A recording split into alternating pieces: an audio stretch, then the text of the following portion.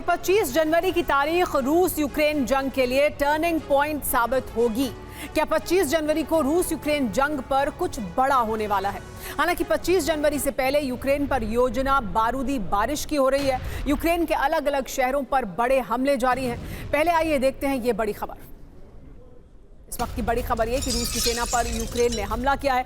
Ukraine की drone brigade ने रूसी सेना पर जबरदस्त हमला किया। रूसी पोजीशन पर ड्रोन से यूक्रेन ने अटैक किया है।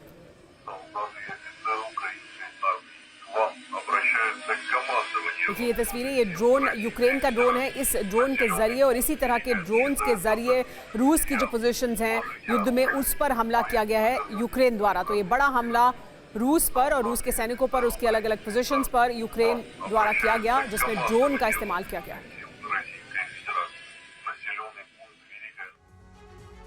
एक और बड़ी खबर युद्ध के मैदान से, जो कुर्स्क की जंग से जुड़ी हुई है। कुर्स्क में रूस यूक्रेन के बीच जंग जारी है। कुर्स्क में उत्तर कोरिया को भारी झटका लगा है। 3000 से ज्यादा कोरियाई सैनिकों की मौत हो गई है, ये जानकारी मिल रही है।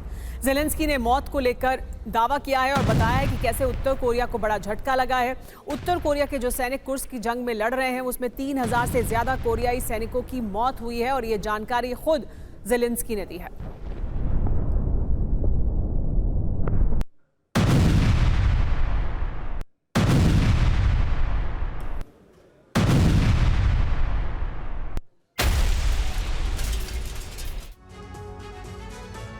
यूक्रेनी सैनिकों के जवाबी हमले नाकाम रहे हैं। कुर्स्क इलाके में पीछे हटते दिखे हैं यूक्रेनी सैनिक।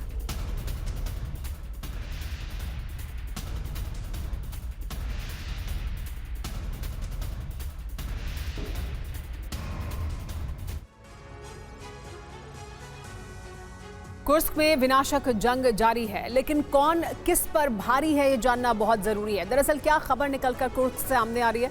खबर यह है कि कुर्स्क में रूस की सेना और यूक्रेन में बड़ी जंग जारी है। यूक्रेन की सेना लगातार आगे बढ़ रही है। रूस की तरफ से किम की सेना जंग में शामिल है। किम जोंग के करीब 12,000 सैनिक कुर्स्क की जंग में लड़ रहे हैं।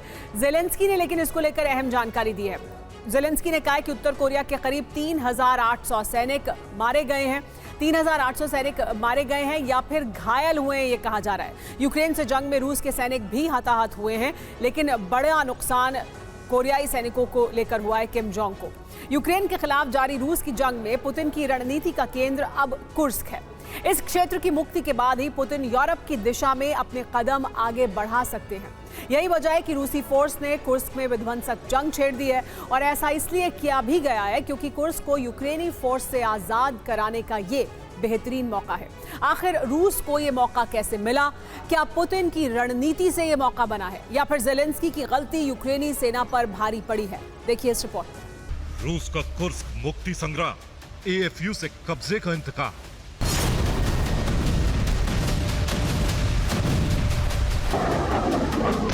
प्रेसिडेंट पुतिन के बारूदी प्लान में युद्ध का विस्तार पूर्वी यूरोप तक है, जिसे वो अगले 2 हफ्ते में अंजाम दे सकता है। और ऐसा इसलिए क्योंकि पुतिन सही समय का इंतजार कर रहे हैं, जिसके केंद्र में है कुर्स्क, जिसकी मुक्ति के साथ ही युद्ध के विस्तार की रणनीति को धरातल पर उतार दिया जाएगा।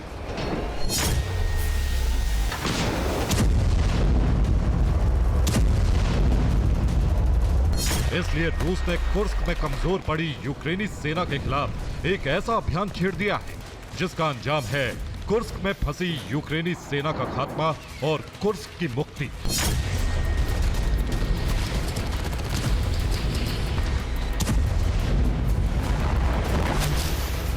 इस अभियान के तहत इसी सेना ने वो किया है जिसकी कल्पना शायद ही ज़ेलेंस्की के थिंक टैंक्स ने कुर्स्क में एंट्री के समय की होगी।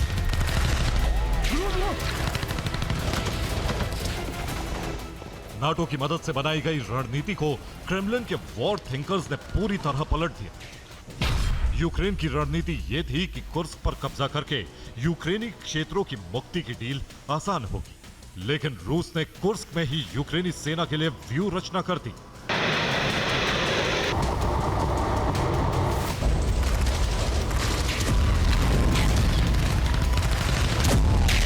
और अब मौके का फायदा उठाकर रूसी फाइटर्स ने कुर्स्क में यूक्रेनी सेना पर घातक टारगेटेड हमले शुरू कर दिए।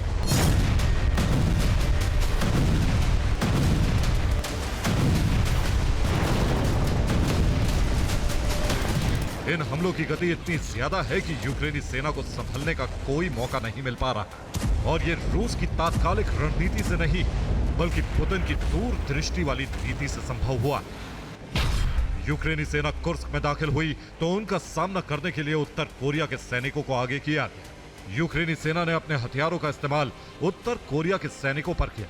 इस समय में रूसी फोर्स ने उस रूट को ब्लॉक किया जहां से यूक्रेनी सेना दाखिल हुई। रूस की रूट ब्लॉक करने वाली रणनीति ने यूक्रेन सेना के वापसी का रास्ता बंद कर दिया। इसी लाइन से होने वाली रसद और गोला बारूद की सप्लाई भी रूस ने ठप कर दी, जबकि कुर्स्क में उत्तर कोरियाई सैनिकों को भारी नुकसान उठाना पड़ा। इस रणनीति में पुतिन ने अपने सैनिक तो बचाए ही, साथ ही यूक्रेन के बारूद को भी खत्म कर दिया, जिसके बाद उत्तर कोरियाई सैनिकों को पीछे करके अपनी प्रशिक्षित सेना को उतार दिया।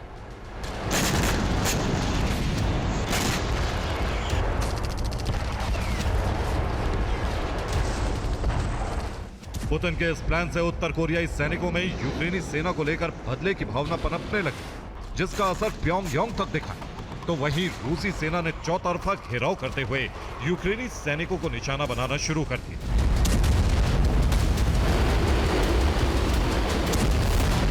रूस की रणनीति में यूक्रेनी सेना कुर्स्क में फंस गई, जिसके बाद दो ही विकल्प बचे। या तो बचे हुए हथियार डालकर सरेंडर कर दे, या फिर यूक्रेन के लॉन्ग रेंज हथियारों से कुर्स्क पर हमला। लेकिन दोनों ही विकल्प मौजूदा हालात में संभव नहीं, क्योंकि ज़ेलेंस्की चाहते हैं कि उनकी फोर्स 20 जनवरी तक कुर्स्क के मोर्चे पर डटी रहे। तो वहीं पुतिन ने यूक्रेन के लॉन्ग रेंज वेपन रोकने के लिए अपने शक्तिशाली डिफेंस एक्टिवेट कर दिए।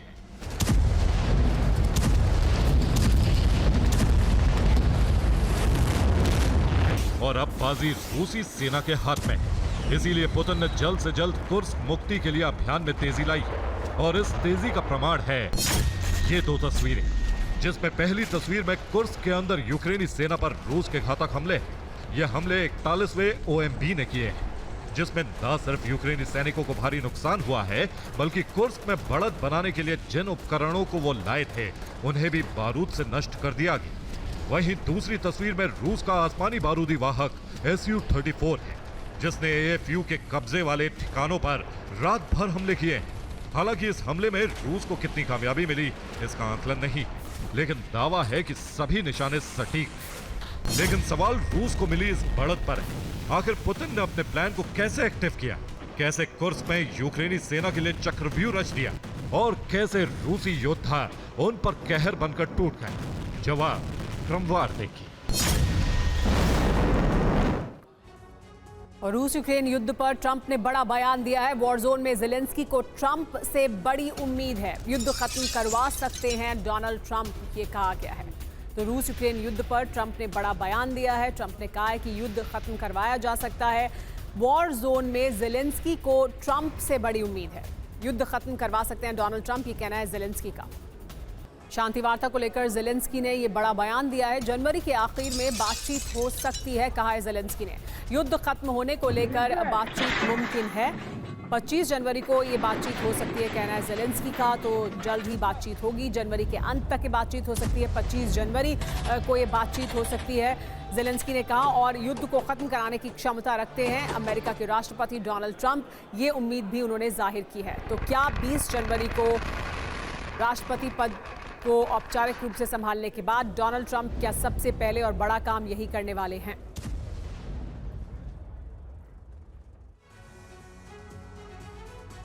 पच्चीस जनवरी को क्या होगा ये जानना बहुत जरूरी है। ज़ेलेंस्की ने क्योंकि एक बड़ा बयान दे दिया है। ज़ेलेंस्की का बयान यह है कि इसी महीने के अंत में शांति वार्ता मुमकिन है, रूस के साथ बातचीत हो सकती है। शांति वार्ता पर बातचीत होगी। 25 जनवरी को रूस और यूक्रेन में ये बातचीत मुमकिन है। सबसे पहले ट्रंप के साथ बातचीत होगी और फिर रूस के साथ संभावित है बातचीत। बड़ी बात यह है कि 20 जनवरी को ट्रंप राष्ट्रपति की शपथ लेंगे। शपथ के बाद रूस यूक्रेन में बातचीत मुमकिन है, यानी जैसे ही वो शपथ लेंगे उसके फौरन बाद, उसके कुछ ही दिन बाद यानी 25 जनवरी तक ये बातचीत संभव है कि शांति वार्ता को लेकर बातचीत हो। फरवरी 2022 में रूस ने यूक्रेन के खिलाफ युद्ध शुरू किया था। उस वक्त यूक्रेन के डिफेंस को देखकर दुनिया चौंक गई थी, जिसके बाद से ही पुतिन यूक्रेन को अमेरिकी हथियार मिलने का दावा करते आ रहे हैं। लेकिन अब इस बात को खुद अमेरिका ने कबूल किया है। दरअसल अमेरिका ने माना है कि 2021 में ही उसने यूक्रेन को हथियारों की सप्लाई शुरू कर दी थी, यानी जंग के पहले से ही अमेरिका यूक्रेन को हथियार दे रहा था। ऐसे में सवाल यह है कि क्या वाकई यूक्रेन में जंग भड़काने के पीछे अमेरिका का हाथ है? क्या इस युद्ध की रूपरेखा जो बाइडेन ने साल 2021 में खींच दी थी? इस रिपोर्ट में आप भी देखिए। तारीख सितंबर 2021, जगह वॉशिंगटन, अमेरिका। राष्ट्रपति बनने के बाद व्लादिमीर ज़ेलेंस्की दूसरी बार अमेरिका पहुंचे थे। अमेरिका पहुंचने के ठीक 24 घंटे बाद ज़ेलेंस्की और बाइडेन के बीच द्विपक्षीय मुलाकात हुई। तब इसे महज रूस के खिलाफ एक औपचारिक मुलाकात माना गया था, लेकिन इसी मुलाकात के दौरान जो बाइडेन ने रूस के खिलाफ लंबे युद्ध की व्यूह रचना कर दी थी।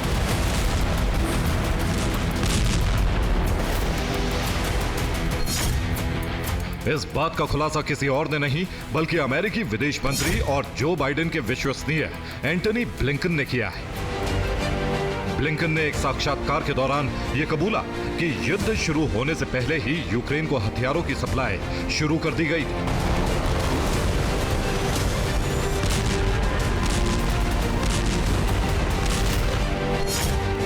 ब्लिंकन ने माना है कि अमेरिका ने सितंबर 2021 में यूक्रेन को हथियारों की आपूर्ति शुरू कर दी थी।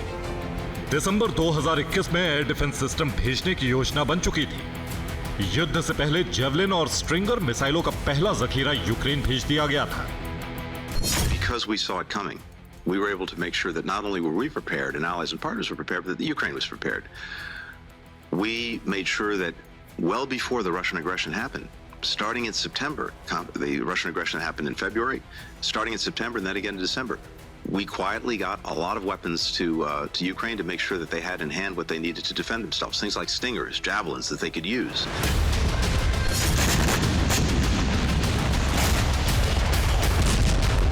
यही वजह है कि यूक्रेन बेखौफ होकर रूस के विरुद्ध युद्ध में उतर गया और आज तक जंग लड़ता आ रहा है।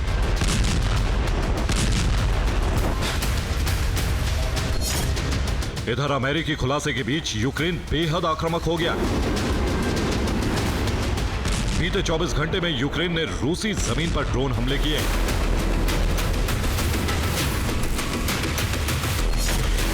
यूक्रेन ने रूस के 5 शहरों पर 62 ड्रोन अटैक किए।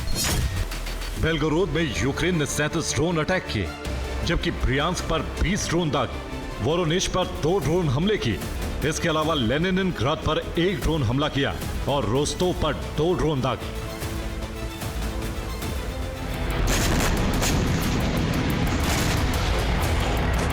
ये लेनिनग्राद के उस्त-लुगा पर हमले का वीडियो है, जहां गैस एक्सपोर्ट टर्मिनल प्लांट पर यूक्रेन ने ड्रोन दागा, जिसके बाद जबरदस्त धमाका देखा गया।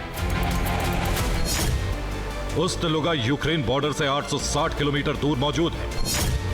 बाल्टिक सागर के करीब मौजूद उस्त-लुगा रूस का गैस एक्सपोर्ट हब है। यहां रूस हर साल 13 मिलियन टन गैस उत्पादन करता है। माना जा रहा है कि यूक्रेन रूसी एनर्जी इंफ्रास्ट्रक्चर को ध्वस्त करना चाहता है।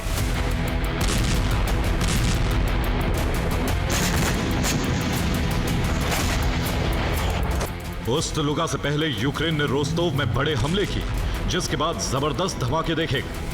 दावा है कि यूक्रेन ने यहां रूस के मिलेरोवो मिलिट्री एयरबेस को टारगेट किया है।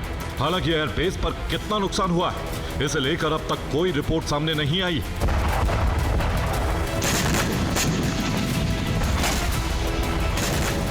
सवाल है कि कल तक जो यूक्रेन पोक्रोवस्क और कुराखोव में पिछड़ रहा था, उसने अचानक रूसी शहरों पर इतने बड़े हमले कैसे शुरू कर दिए? दरअसल इसकी वजह ट्रंप की शपथ से पहले यूक्रेन को मिलने वाले तबाही के हथियार हैं।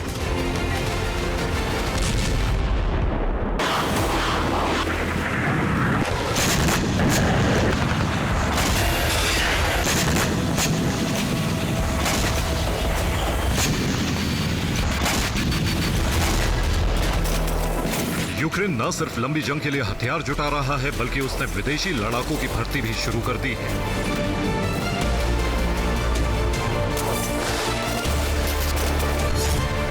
रूसी मीडिया रिपोर्ट्स के मुताबिक दुनिया के अलग अलग देशों से लड़ाके यूक्रेन पहुंच रहे हैं। कुछ लड़ाके सिर्फ पैसे के बदले युद्ध लड़ने पहुंचे हैं। तो कुछ रूसी नीतियों के खिलाफ यूक्रेन का साथ दे रहे हैं। यूक्रेन में विदेशी लड़ाकों की भर्ती का खुलासा एक पोलैंड के युद्ध बंदी ने किया है। उसने यह भी दावा किया है कि यूक्रेनी सेना में जर्मनी और अमेरिका के लड़ाके भी शामिल हैं।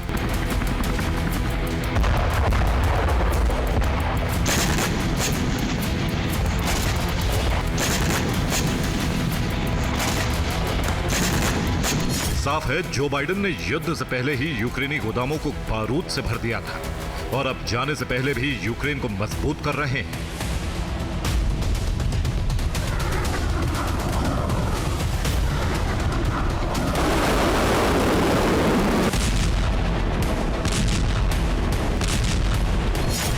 इन खुलासों के बाद रूस आग बबूला है और उसने जंग के लिए अमेरिका को जिम्मेदार ठहराया है।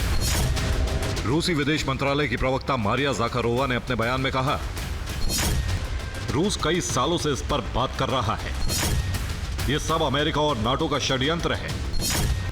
हमारी कोशिश सिर्फ यूक्रेन को मुक्त कराना है ताकि हमारे देश की सुरक्षा सुनिश्चित की जा सके।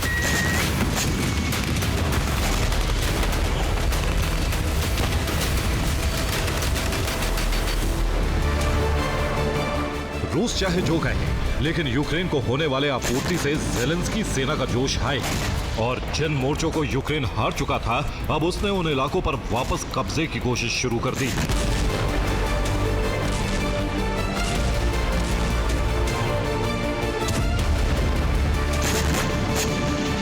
ये डोनेत्स्क के कुराखोव की तस्वीरें हैं, जहां ज़ेलेंस्की सेना ने कई रूसी टैंकों को तबाह कर दिया। 1 जनवरी को यहां रूस का कब्जा हो गया था। दावा है कि यूक्रेन सेना ने कुराखोव से रूस को खदेड़ना शुरू कर दिया। खार्किव में यूक्रेन ने रूसी मिलिट्री ऑयल डिपो पर बड़ा हमला किया है। दावा है कि हमले में ऑयल डिपो का एक बड़ा हिस्सा जलकर खाक हो गया। यह वीडियो खार्किव का है, जहां यूक्रेन सैनिक ट्रेंच में रूसी सैनिकों को मौत के घाट उतारते नजर।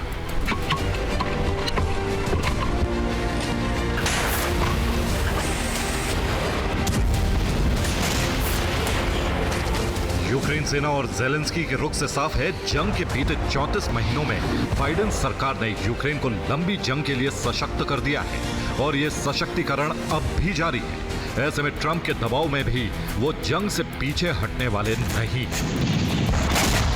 Bureau report, TV9 Bharat. और एक बार फिर युद्ध के मैदान से आ रही जानकारी आपको दें, रूसी सेना का यूक्रेनी सेना पर एक और भीषण हमला देखने को मिला है। क्रास्नोमेर्स्क इलाके में यूक्रेनी हथियारों को टारगेट बनाया गया है। रूस की सरकारी एजेंसी टास के हवाले से खबर सामने आई है। रूसी रक्षा मंत्रालय ने हमले का वीडियो भी जारी किया है। देखिए किस तरह से यूक्रेनी हथियारों को निशाना बनाया गया और ये जानकारी रूस की सरकारी न्यूज़ एजेंसी टास के हवाले से सामने आई है, जिसमें बताया गया है कि क्रास्नोमेर्स्क इलाके में यूक्रेनी हथियारों को टारगेट बनाकर ध्वस्त कर दिया गया है।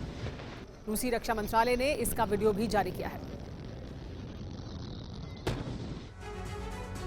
और एक और बड़ी खबर बेलगोरोद से। बेलगोरोद में यूक्रेनी सेना ने हमला किया है। यूक्रेनी फोर्स ने ड्रोन से ये बड़ा हमला किया। एक वाहन को ड्रोन से टारगेट किया गया है। धू-धू कर जल उठी गाड़ी, देखिए किस तरह से ड्रोन से हमला किया गया और इस गाड़ी को निशाना बनाया गया। यूक्रेनी फोर्स ने ड्रोन का इस्तेमाल किया इस गाड़ी को निशाना बनाने के लिए।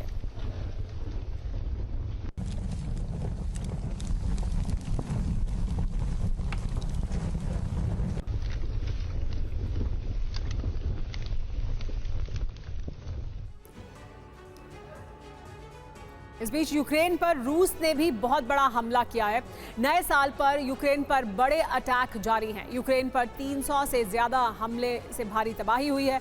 यूक्रेन के सैकड़ों सैनिकों की मौत होने का दावा किया जा रहा है। रूस ने मिसाइल और ड्रोन से हमले किए हैं। रूस के 8 टैंक और 63 फील्ड आर्टिलरी तबाह हो गए हैं। रूस के 250 से ज्यादा लड़ाकू विमान भी बर्बाद कर दिए गए हैं यूक्रेन द्वारा। तो यूक्रेन लगातार रूस को नुकसान पहुंचा रहा है, लगातार बड़े हमले कर रहा है। लेकिन यूक्रेनी सेना पर रूस ने भी ताबड़तोड़ हमला किया है। ड्रोन हमलों से यूक्रेनी सेना पर यह हमला किया गया। बैटल टैंक को इस हमले में नष्ट कर दिया गया। T-72M1 टैंक पर ड्रोन के जरिए रूस ने हमला किया है।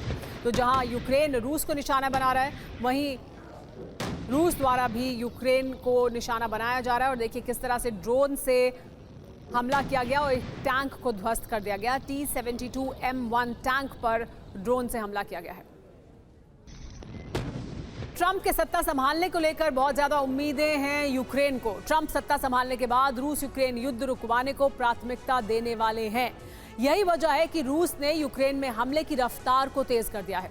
कोशिश अधिक से अधिक इलाके पर कब्जा करने की है ताकि यूक्रेन बेहद कमजोर स्थिति में हो और सीज फायर रूस की शर्तों पर हो सके। ट्रंप का प्लान क्या है ये तो दुनिया नहीं जानती, लेकिन पुतिन यूक्रेन के नक्शे को बदलकर उसे एक खास इलाके में समेटने की कोशिश में जुट गए हैं। 2025 का हर मिनट, हर लम्हा पुतिन के लिए कितना अहम है, हमले की इस रफ्तार से समझा जा सकता है।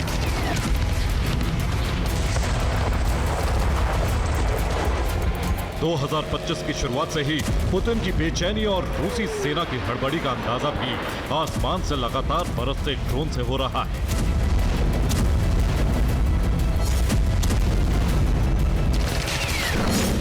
ज़ेलेंस्की खुद बताते हैं कि सिर्फ 3 दिन में 300 ड्रोन हमले हो गए। यूक्रेन पर 20 मिसाइलें बरसा दी गई। 2025 का यह नया साल यूक्रेन के लिए तबाही का ऐसा तूफान लेकर आया है जिसे संभालना मुश्किल हो रहा है। इन हमलों का मकसद यूक्रेनी इलाकों पर जल्द से जल्द कब्जा करना है। चासव यार में यूक्रेनी सेना पूरी तरह से लाचार है। यूक्रेनी सेना के पास हथियार और रसद नहीं पहुंच सकता। चासव यार को बाखमुत की तरह खंडर बनाया जा चुका है। फिर भी चासव यार पर हमले नहीं रुके। यूक्रेनी सेना को घेरने के बाद पूरे इलाके को आर्टिलरी से खंडर बनाया जा रहा है। रूस की पैदल सेना पूरे इलाके में फैल चुकी है। सर्च अभियान चलाया जा रहा है। भीषण जंग के बीच ड्रोन कैमरे में यूक्रेन की तबाही रिकॉर्ड हो रही है।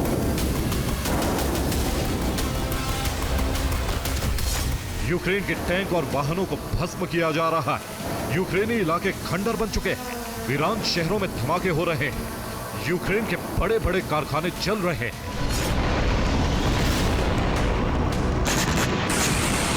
पुतिन के डोनबास रीजन को यूक्रेन से अलग करने के प्लान पर भी सेना के कमांडर तेजी से काम कर रहे हैं।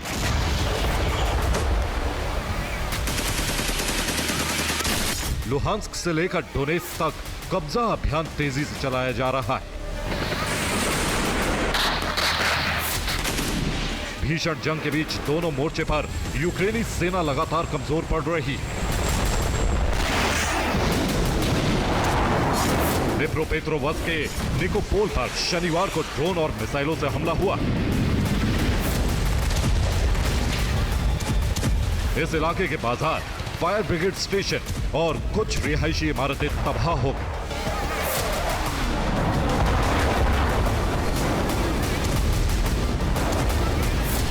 पोक्रोवस्क की तरफ जाने वाली एक अहम हाईवे पर भी कब्जे की कोशिश है। यह हाईवे डोनेत्स्क से कॉन्स्टेंटिनोवा तक जाती है। सिर्फ 2 किलोमीटर का इलाका कब्जे से बच गया है।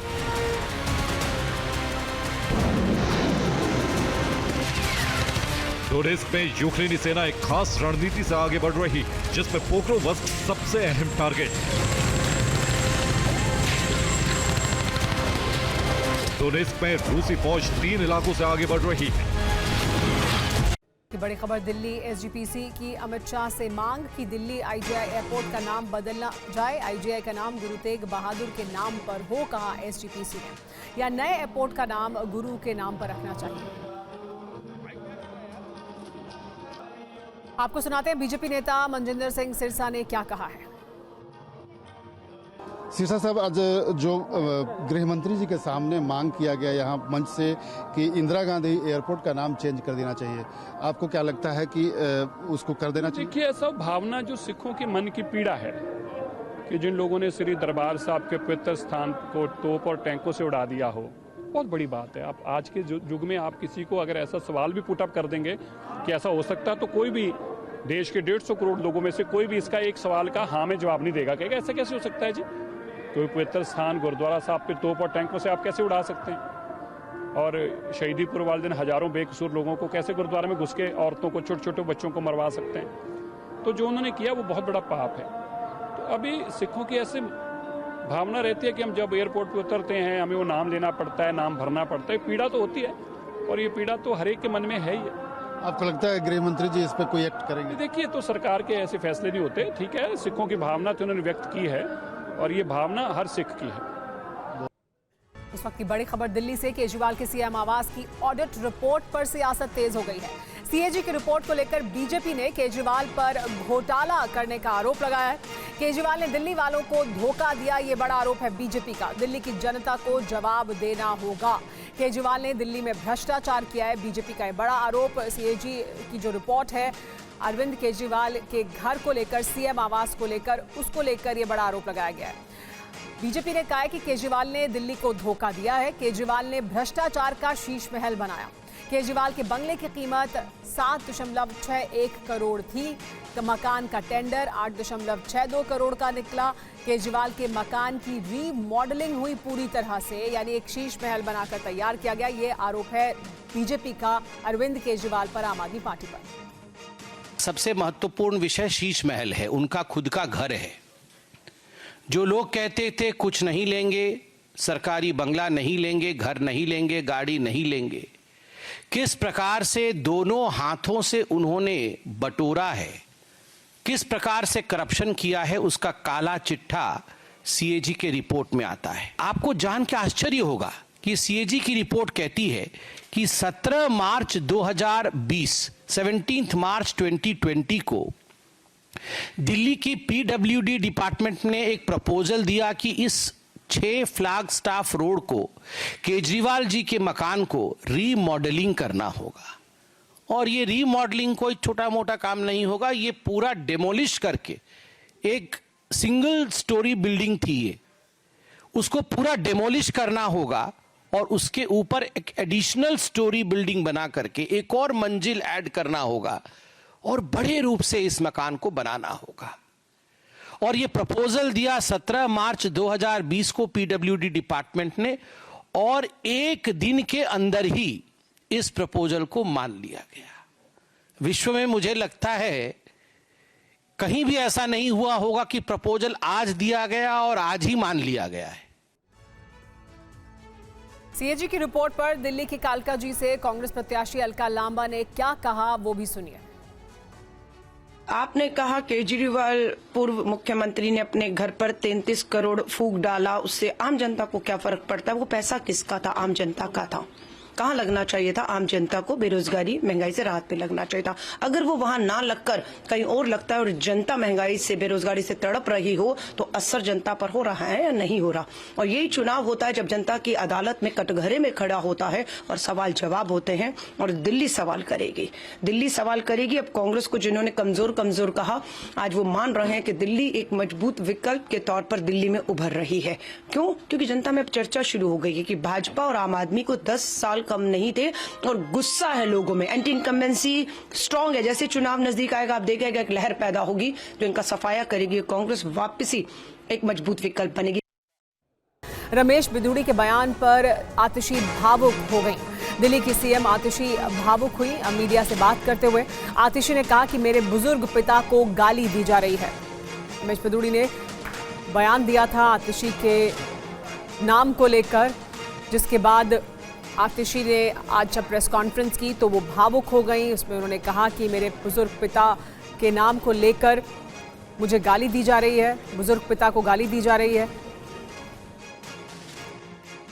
आतिशी ने कहा कि देश की राजनीति घटिया स्तर पर पहुंच चुकी है। दिल्ली की मुख्यमंत्री प्रेस कॉन्फ्रेंस के दौरान भावुक हो गई। चल एक बात है,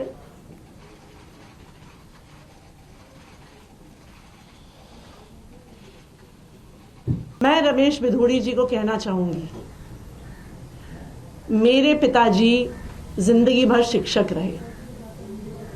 उन्होंने दिल्ली के हजारों गरीब लोअर मिडिल क्लास परिवार से आने वाले बच्चों को पढ़ाया। आज वो 80 साल के हो गए हैं।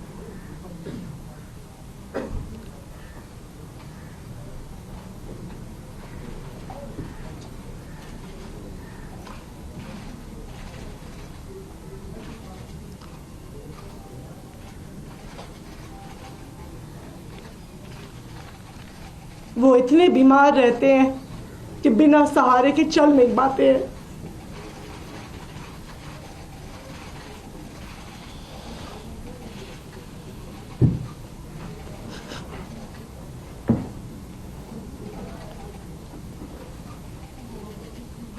आप चुनाव के लिए इतनी घटिया हरकत करेंगे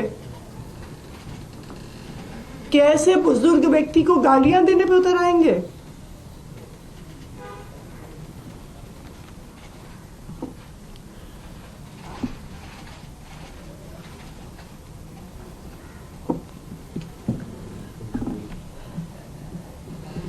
इस देश की राजनीति इतने घटिया स्तर पर गिर सकती है, मैं कभी सोच नहीं सकती थी। और अब आपको रमेश बिधूड़ी का वो बयान सुनाते हैं जिसे लेकर आतिशी आज भावुक हो गई।